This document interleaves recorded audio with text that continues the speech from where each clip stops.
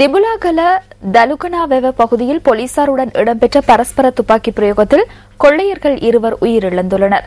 வாகன கொள்ளையுடன் தொடர்புடைய சந்தேக நபர்களை கைது செய்ய முற்பட்டபோது தப்பிச் சென்ற இரு சந்தேக நபர்களை துப்பாக்கி பிரயோகத்தை மேற்கொண்டுள்ளனர்.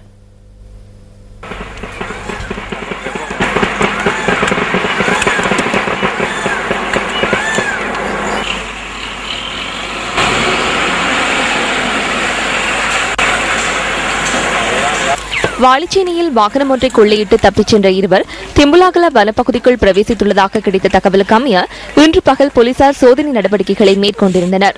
ராணுவத்தினரின் ஒத்துழைப்புடன் இந்த சோதனை நடவடிக்கை முன்னெடுக்கப்பட்டுள்ளது. சந்தேக நபர்கள் தப்பிச் செல்வதாக கிடைத்த தகவலுக்கு அமைய அண்மித்த வீதிகளில் வீதி தடைகளை ஏற்படுத்தி சோதனைகள் முன்னெடுக்கப்பட்டன. கொள்ளையிடப்பட்ட வாகனத்துடன் அதனை செலுத்தி வந்தவரை திம்புலாகல மட்டக்களப்பு சந்தையில் வைத்து போலீசார் கைது செய்துள்ளனர்.